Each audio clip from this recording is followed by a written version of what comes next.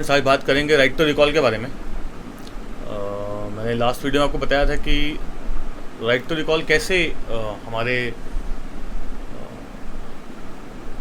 अधिकतर प्रॉब्लम्स का सोल्यूशन है। कभी कभी सोचा है कि इसे समाज काम करता है, ये समाज इतने ढंग से क्यों चल रहा है। हम लोग सब जंगल से निकले हुए लोग हैं। पहले जंगल राज था, लोग जंगल में लूटमार मचाते थे और एक दूसरे को मारते काटते थे। फिर समाज बना। समाज फिर बना तो चला क्यों? समाज इसलिए नहीं चलता है क्योंकि हमारी मूलभूत भावनाएं बहुत अच्छी हैं, या हम बहुत भोले भाले और शरीफ हैं, या हम में अच्छाइयाँ भरी पड़ी हैं। ऐसा नहीं है। हर एक इंसान के अंदर अच्छाई होती है और बुराई होती है। तो बुराई को रोकने के लिए हम कानून बनाते हैं। अगर समाज में कानून ना हो कि टैक्स आप ना भरें, आपकी अगर अंदर अच्छाई है तो आप टैक्स भरिए। तो देखिए कितने लोग टैक्स भरते हैं, 10, 5, 20, 50, 100, कोई नहीं, ज़ीरो। तो आप इसी को समझिए कि अगर समाज को चलाना है तो हमें अच्छे कानून चाहिए, तगड़े कानून चाहिए। देश चलता ही इसलिए, अगर टैक्स का कानून ना हो तो कोई टैक्स ना भरे। अगर सड़क पे रेड लाइट क्रॉसिंग में कानून ना बनाया जाए, वहाँ पुलिस वाला ना खड़ा हो, तो सब लोग क्रॉसिंग करना शुरू कर दें। क्योंकि ये मानव की टेंडेंसी है, हम लोग की ये बेसिक टेंडेंसी है, बेसिक नीड है, बेसिक तरीका है कि बिना नियम और कानून के हम लोग नहीं चलते। हम लोग के अंदर अच्छाई के साथ साथ बुराई भी है, सबके अंदर ही है। तो बुराई नहीं है, हमारा सर्वाइवल इंस्टिंक्ट है। हमको सर्वाइव करना है दुनिया में, हमें अगर रहना है तो सीधी बात है कि हम लोग चालाक भी बनेंगे, चालाकियाँ भी रखेंगे। तो ये तो मानो व्यवहार की बात हो गई। अगर आप बोलते हैं कि जो नेता लोग हैं, बहुत ऊपर अमीर नेता लोग हैं, वो लोग क्यों ईमानदारी से नहीं रहते हैं, या अफसर जो हैं वो शराफत से क्यों नहीं रहते हैं, क्यों नहीं वो देश के विकास के लिए काम करते हैं। होंगे 2, 4, 10 अच्छे लोग रहे होंगे, ऐसी बात नहीं है, समाज में रहते हैं। पर अधिकतर लोगों की जो मानव की प्रवृत्ति है, जब उसको सत्ता मिलती है, मुझको आज प्रधानमंत्री बना दीजिए, और कोई अच्छे कानून नहीं हैं तो मैं भी बदल जाऊँगा। हु नोज़, कोई भी बदल जाएगा। बहुत कम लोग हैं जो नहीं बदलेंगे। आपको उसको लालच दीजिए, उसको पैसे का लालच दीजिए, उसको आप सत्ता का लोभ दीजिए, उसको आनंद और आराम दीजिए, उसके बच्चों, उसके परिवार के लिए आप भविष्य दिखाइए, तो अधिकतर लोग बदल जाएंगे। अगर अच्छे और बढ़िया कानून नहीं होंगे तो लोग बदलेंगे। अगर लूपहोल रहेंगे निकलने के लिए तो लोग बदलेंगे। इसलिए ज़रूरी है कि कुछ देश में अच्छे कानून होने चाहिए। आप बोलेंगे देश में तो अच्छे कानून नहीं है, देश में तो लोकतंत्र चल रहा है और हर तरफ देखिए कानून है। आप सलमान खान का केस ले लीजिए, आप आशाराम बापू का केस ले लीजिए, आप सुब्रत सहारा का केस ले लीजिए, आप विजय माल्या का केस ले लीजिए। बताइए कौन सा कानून चल रहा है संसार इंडिया में? कोई कानून नहीं चल रहा है। ये लोकतंत्र नहीं है। पहले राजा महाराजा होते थे, आज के ज़माने में मंत्री, संतरी और प्रधानमंत्री और अफसर, बड़े बड़े अफसर, नेता, अमीर लोग होते हैं। पहले वो लोग बग्गियों में घूमते थे, पालकियों में उनको लोग लेके जाते थे अपने कंधों में बिठा के। अब ये लोग घूमते हैं बड़ी बड़ी गाड़ियों में, सड़कें रोक दी जाती हैं। तो ये कोई लोकतंत्र नहीं है, वही राजशाही है। उसको घुमा के लोकतंत्र कर दिया कि भाई 5 साल में एक बार आप वोट डाल दीजिए तो राजा बदली हो जाएगा। अभी राजा मोदी जी हैं, अगली बार राहुल गांधी बन जाएंगे, अगली बार अरविंद केजरीवाल बन जाएंगे। तो सब चक्कर घूमता रहेगा। सत्ता जो है 2, 4, 10, 100 लोगों के पास ही घूमती रहेगी। तो लोकतंत्र नहीं है। अब क्यों नहीं है लोकतंत्र? जैसे भगत सिंह साहब ने कहा था कि अगर पूर्ण स्वराज चाहिए तो हमको राइट टू रिकॉल होना चाहिए। राइट टू रिकॉल का मतलब ये होता है कि अगर मैं किसी सरकारी दफ्तर में गया, अब दफ्तर क्यों चल रहा है? दफ्तर मेरे पैसे से चल रहा है, मैंने टैक्स दिया है, सरकार कुछ काम तो करती नहीं है, सरकार अर्न्स नथिंग। मैंने टैक्स भरा, वो सरकारी कर्मचारी मेरे से ऐसे बात करता है जैसे मैं उसका नौकर हूँ। असल में वो मेरा नौकर है, मेरे पैसों पर वो चलता है। मैं जो GST भरता हूँ उससे उसकी सैलरी आती है। वो ऐसे बात करता है जैसे कि आप खड़े हैं तो आप हैं ही नहीं। मतलब ऐसा क्यों है? क्योंकि वो सरकारी कर्मचारी है। आप किसी प्राइवेट बैंक में जाइए और वहाँ आपसे मैनेजर ठीक से बात ना करे, आप तुरंत फ़ोन घुमाइए कस्टमर केयर में और देखिए तो शाम को उसका एम्प्लॉय आईडी आ जाएगा और तुरंत वो ठंडा हो जाएगा। उसको तुरंत सर आपको बोलने लगेगा। क्योंकि प्राइवेट सेक्टर में क्या होता है कि हर एक कर्मचारी की नौकरी पर तलवार लटकती रहती है। गवर्नमेंट ऑफिस में क्या होता है कि एक कर्मचारी पे, एक अधिकारी पे, एक DM पे, एक IAS ऑफिसर पे, एक IPS ऑफिसर पे, एक दरोगा पे कोई भी तलवार नहीं है, उसकी नौकरी जाएगी नहीं। अगर सुप्रीम कोर्ट में भी उसको लेके जाएंगे तो उसकी नौकरी जाने के लिए बहुत मुश्किल है। उसको केस चलाना पड़ेगा, 2/3 बहुमत से पास करिए तब जाके उसकी नौकरी हटेगी। बर्खास्त होना बड़ा मुश्किल है। एक एक व्यक्ति आप जाके केस लड़ते रहिए, उसको साबित होता रहेगा, उसकी सैलरी सस्पेंड रहेगा, उसकी आधी सैलरी आती रहेगी, बाद में पूरी सैलरी आ जाएगी अगर वो वहाँ से एक्विट हो जाता है। कौन 10 साल केस लड़ेगा? तो राइट टू रिकॉल का मतलब ये होता है कि मेरे पास प्राइवेट सेक्टर की तरह अधिकार आ गया कि भैया अगर तुमने काम नहीं किया तो मैं तुमको किनारे लगा दूँगा। ये है राइट टू रिकॉल, ये कानून है। इस कानून में अब आप देखेंगे, राइट टू रिकॉल ग्रुप पे जाइए, देखिए वहाँ पर बहुत सारे डॉक्यूमेंट्स हैं, कैसे उन्होंने ड्राफ्ट बनाया हुआ है, कैसे प्रोसेस काम करेगी, किस तरह से लोग SMS करके या कोई भी मेथड ढूंढ के, हम बहुत सारे मेथड हैं, कैसे हम सरकारी कर्मचारी को नौकरी से निकाल सकते हैं अगर वो काम नहीं कर रहा है। तो अगर वो काम करेगा हमसे क्यों निकालेंगे?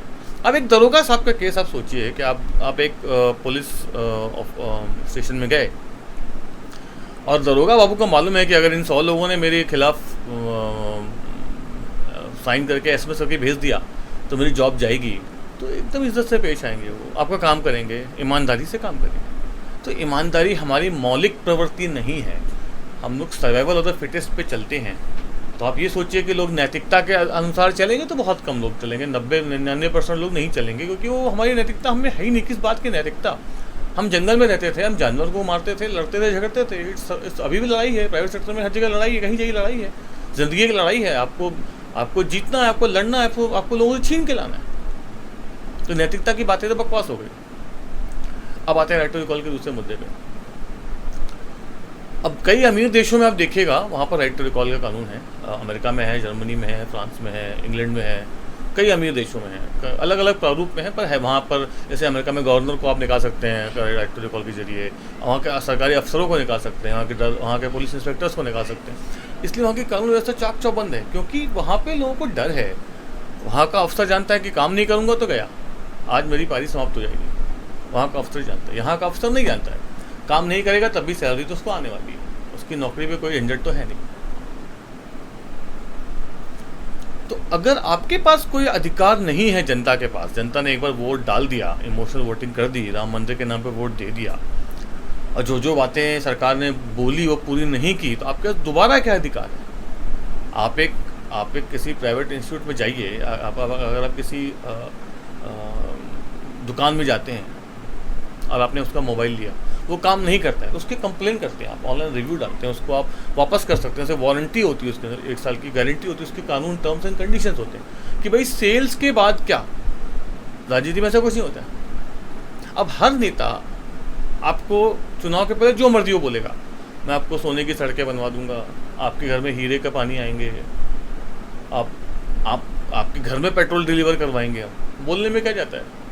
देश की गरीबी बढ़ती आ रही है, मैं देश के लिए काम करूंगा, सड़कें देखो फूट गए, मैं सड़कें बनवाऊंगा, मैं नौकरी का रोज़गार 1 करोड़ रोज़गार लाऊंगा। कैसे लाओगे? कोई मतलब नहीं। चलिए रोज़गार लाऊंगा, रोज़गार कुछ नहीं आया, चुनाव हो गया, चुनाव ख़त्म होते एकदम पलट जाएगा वो, एकदम अमीर लोगों, नेताओं, अफसरों, उद्योगपतियों के लिए काम करना शुरू कर देगा।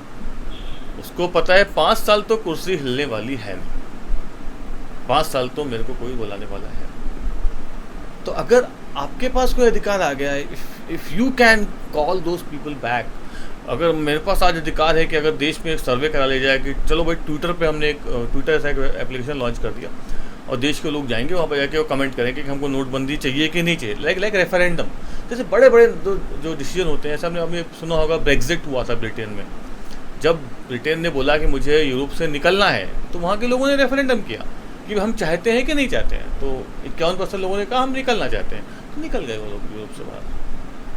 तो ऐसा रेफरेंडम अगर होता है डीमोनेटाइजेशन के ऊपर, तो लोग सोचते कि हमें ये चाहिए कि नहीं चाहिए। कोई भी ऐसा होता आगे, जो तो छोड़ी हो तो वो एक गुप्त योजना थी, उसको एक हम अलग कर सकते हैं। पर अधिकतर योजनाओं में we also have a right to say in that case.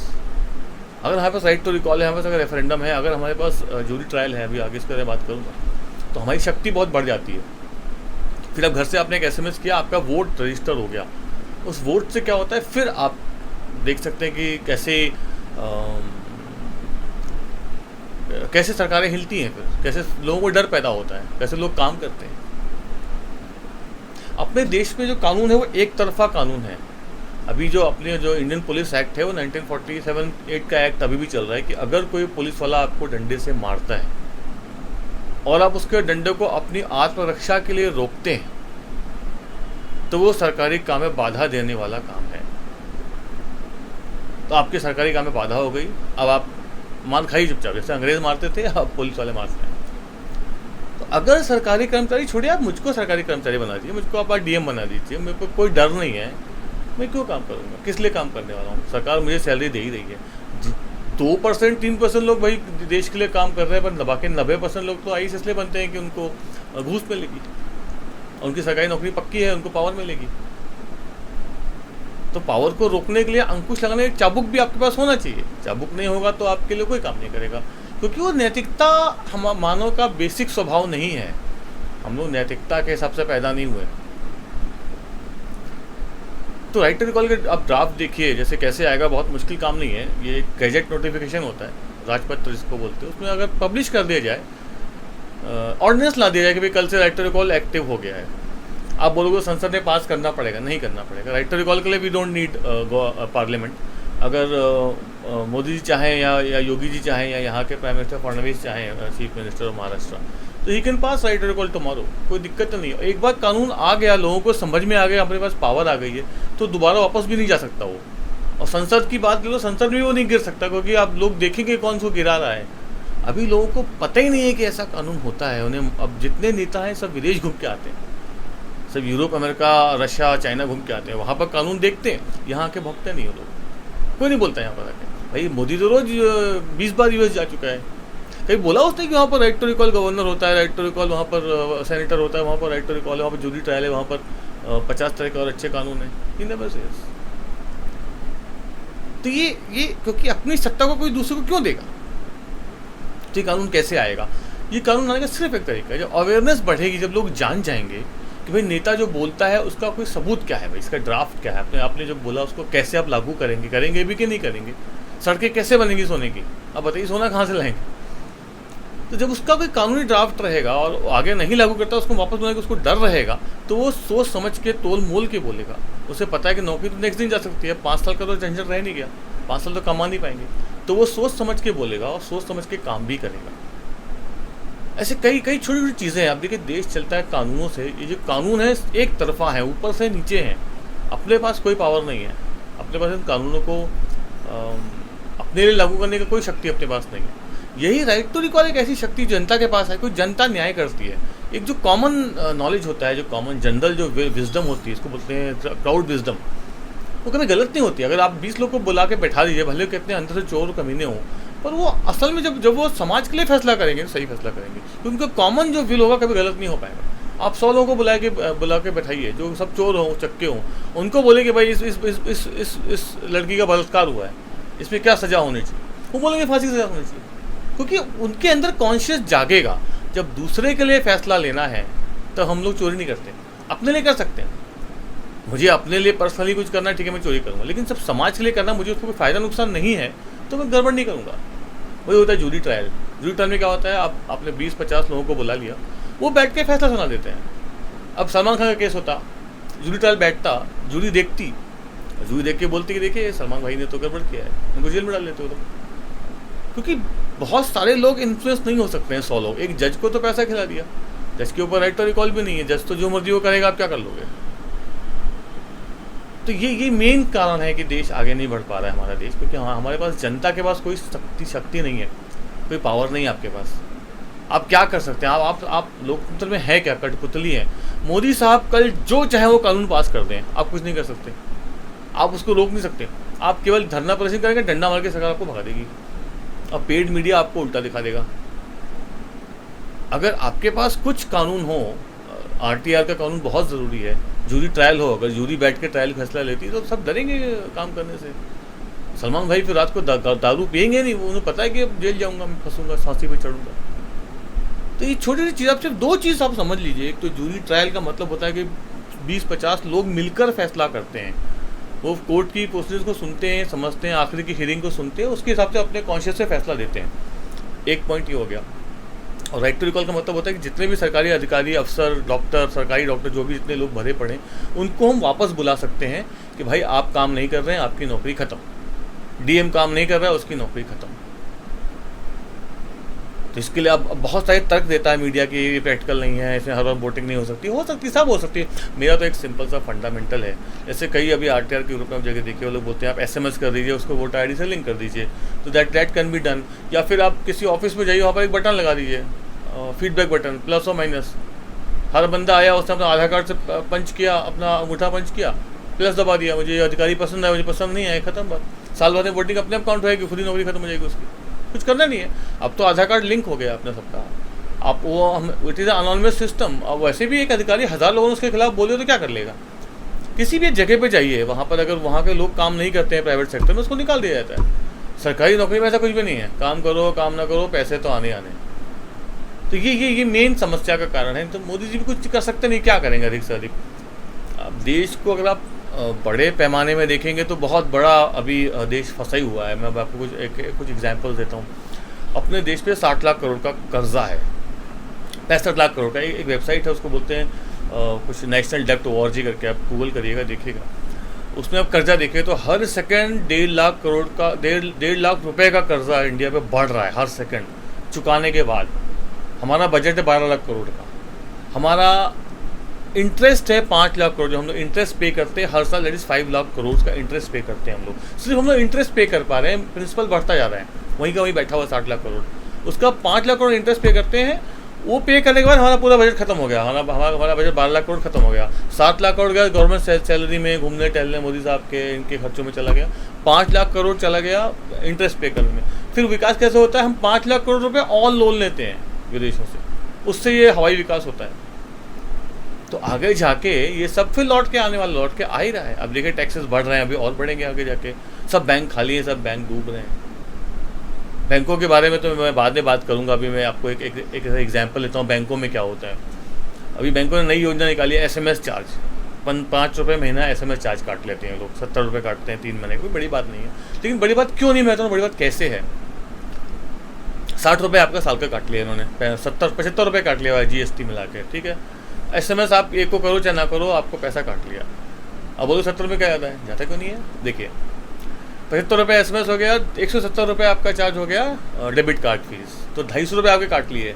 अब बोलो 250 रुपये क्या प्रॉब्लम है। प्रॉब्लम ये है अगर आप 10,000 रुपये तक का मेंटेन करते हैं बैलेंस अपने अकाउंट में, उसका 4% आपको इंटरेस्ट आता है 400 रुपये, उसमें 250 रुपये इन्होंने काट ही लिया, तो 10,000 रुपये में आपको सिर्फ 1.5% का रिटर्न आ रहा है। आप इसको मैथ्स से समझने की कोशिश करिए। तो आपके अगर 10-10 हज़ार के 10 अकाउंट है तो 1 लाख रुपये से आपको 1.5% का रिटर्न आ रहा है। वो आपका पैसा नेगेटिव से भी नेगेटिव रिटर्न में जा रहा है। तो बैंक आपको 4% दे रहा है, वो भी कुछ दे नहीं रहा उसके अंदर। उसके अंदर और फलाना धमाका चार्ज काट के सब वो लोग जीरो करते हैं। तो ये यहाँ की उहापोह की स्थिति का राज ही यही है। आप सिर्फ लोगों को बताइए कि भाई ऐसे होता है, आप 4 लोगों को सिर्फ बताइए, बात को फैलाइए बस। सिर्फ आप व्हाट्सएप मैसेज को शेयर करिए, बताइए लोगों को कि भाई यहाँ देखिए राइट टू रिकॉल का कानून होता है, विदेशों में होता है, उससे आप लोगों को वापस बुला सकते हैं। वो कैसे होता है, उसका ड्राफ्ट क्या, वो ऑलरेडी मौजूद है। आप RTR के वेबसाइट पर जाकर देखिए, वो इट इज़ ऑलरेडी देयर, लोगों ने करके रखा है। उसकी दिक्कत नहीं, आप तो डाउनलोड कर लीजिए, you can give it to anyone. हमें ड्राफ्ट है कि कानून कैसे काम करेगा, आप सिर्फ बताइए कानून होता है। उसके बदले अगर कुछ बहुत एक मूवमेंट बन जाता है, जो बनेगा RTI का बना था, RTR का भी बन जाएगा, 10 साल बन ही रहा है मूवमेंट। जब हमारे पास अधिकार आएगा तो सरकार काम करेगी, नहीं सरकार काम करने वाली है नहीं। सरकार जो है किसी भी तरह से काम नहीं करेगी। तो दो कानून बहुत ज़रूरी है। एक तो right to recall government officials. देखिए आप सीधे सांसद को बोलोगे, सांसद चिल्लाएगा, बोलेगा मैं तो नहीं राइट टू रिकॉल करूँगा, मैं खुद सांसद हूँ, मैं किस लिए राइट टू रिकॉल कानून लाने दूंगा, लाने नहीं देगा वो। अगर बोलोगे कि राइट टू रिकॉल दूरदर्शन का चेयरमैन, तो लाना मुश्किल है, पेड मीडिया रोकेगा। लेकिन गवर्नमेंट ऑफिशियल में बहुत इतना मुश्किल नहीं है, क्योंकि सांसद को कोई दिक्कत नहीं है। भाई गवर्नमेंट ऑफिसर को जाने तो मुझे क्या प्रॉब्लम हो रही है।